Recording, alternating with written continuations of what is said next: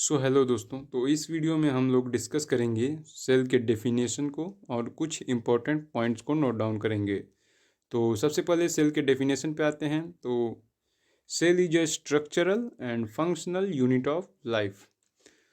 मैंने अभी दो वर्ड का यूज़ किया, स्ट्रक्चरल एंड फंक्शनल। तो स्ट्रक्चरल का मीनिंग होता है फ्रेंड्स, जैसे हमारी humans body, like animal body, like trees. तो इनका जो स्ट्रक्चर होता है, अभी देखे होंगे छोटे से बड़े होने का जो प्रोसेस होता है वो कैसे होता है। तो वो होता है फ्रेंड्स सेल डिवीज़न के कारण। अब ऐसा भी नहीं है कि सारे ह्यूमंस एक ही जैसे होते हैं। सबके अलग अलग हाइट, अलग अलग शेप, कोई मोटा होता है, कोई पतला होता है, सबकी स्किन अलग होती हैं। तो ये सबके अलग अलग फॉर्म्स होते हैं। अब ट्रीज़ में ही देख लीजिए, छोटे से ट्री से बड़े हो से ट्री हो छोटे से ट्री से बड़े ट्री होने का प्रोसेस जो होता है वो भी अलग होता है। अब एनिमल्स में देखिए, अब लायंस हो गए, आपके डॉग्स हो गए, कैट्स हो गए, माउस हो गए, बहुत सारे ऐसे एनिमल्स हैं। सब एक साइज़ के तो नहीं है, सभी के साइज़ अलग अलग हैं। तो ये कैसे होता है? ये सेल डिवीज़न से होता है फ्रेंड्स। इसे हम लोग आगे देखेंगे। ये तो स्ट्रक्चरल हो गया। फंक्शनल कैसे हो गया? फंक्शनल वर्ड इसमें कैसे यूज़ हुआ?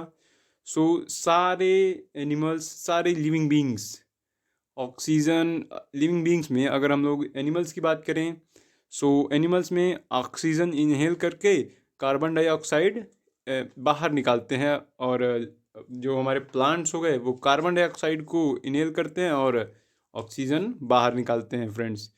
ये एक साइकिल चलता है। प्लांट्स हमारे होते हैं कि वो कार्बन डाइऑक्साइड लेके ऑक्सीजन निकालते हैं और उसी ऑक्सीजन को हम लोग लेके कार्बन डाइऑक्साइड निकालते हैं। तो ये साइकिल जो है वो एक तरह से चलता रहता है फ्रेंड्स। ये तो था फंक्शनल। फंक्शनल का मीनिंग तो मैंने आपको बताया कि फंक्शनल का क्या है। तो यही फंक्शनल है, फंक्शन है। जैसे हमारे बॉडी में बहुत सारे ऑर्गन्स हैं, सबके अलग अलग फंक्शन है।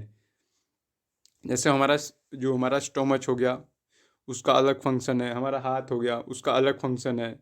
दोनों सेम बिल्कुल नहीं है, दोनों दो अलग अलग चीज़ें हैं, दो अलग अलग कामों को करते हैं।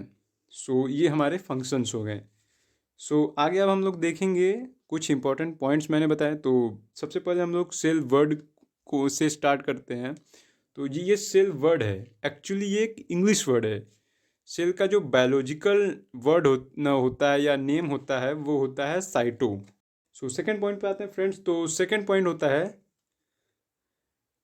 पॉइंट है cell study is called cytology. यानी सेल की जो स्टडी हम लोग करते हैं तो उसे हम लोग साइटोलॉजी कहते हैं। अब हम लोग नेक्स्ट पॉइंट पे आते हैं। तो सेल वर्ड को हम लोग ने डिस्कस कर लिया, सेल की स्टडी को डिस्कस कर लिया।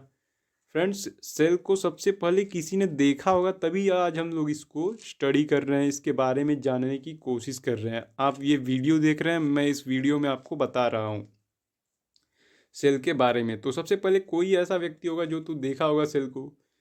तो सबसे पहले सेल को देखा था रॉबर्ट हुक ने 1665 में। ये पहले ऐसे साइंटिस्ट थे जिन्होंने एक डेड सेल को देखा था इन अपने कंपाउंड माइक्रोस्कोप में। इन्होंने एक डेड सेल को देखा था और उसका नाम भी इन्होंने दिया नहीं था सेल। आगे चल के ये जो हमारे एक वैज्ञानिक थे जिनका नाम एंटोनी वान ल्यूवेनहॉक था, इन्होंने एक लिविंग सेल को देखा, एंटोनी वान ल्यूवेनहॉक ने। तो ये हमारा पॉइंट बनता है friends, the first living cell discovered by Antonie van Leeuwenhoek. ये हमारा फोर्थ पॉइंट है फ्रेंड्स। और फिफ्थ पॉइंट हमारा बनता है सेल थ्योरी।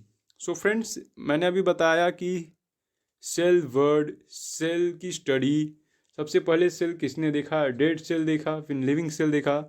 अभी मैंने आपको बताया कि इसकी डेफिनेशन को बताया या इसकी थ्योरी को मैंने बताया। तो कैसे पता चला कि ये हमारे बॉडी में प्रेजेंट होता है? इसका स्ट्रक्चरल और फंक्शनल दोनों चीज़ें हमारे बॉडी में होती हैं इसकी इसकी वजह से। ये थ्योरी किसने दी? तो ये थ्योरी सबसे पहले स्वान नामक साइंटिस्ट ने दिया था।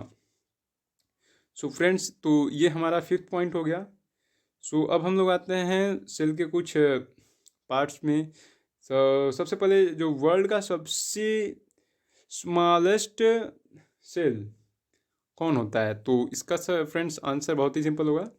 सो smaller cell in the world is mycoplasma. जो माइक्रोप्लाज्मा होता है वो सबसे छोटा या सबसे स्मॉल सेल होता है पूरे वर्ल्ड में। और biggest cell in the world friends, so biggest cell in the world is ostrich egg. तो शुतुरमुर्ग को आप लोग जानते ही होंगे फ्रेंड्स, उसका अंडा से दुनिया का सबसे बड़ा सेल माना जाता है। सो सबसे बड़ा या सबसे छोटा ये तो हमने पूरी दुनिया में देख लिया। अभी हमारी ह्यूमन बॉडी में सबसे छोटा सेल क्या होता है? Smaller cell in the human body is sperm. So ये तो मैंने बताया स्पर्म, तो स्पर्म जनरली क्या मेनली मेल्स में पाया जाता है फ्रेंड्स।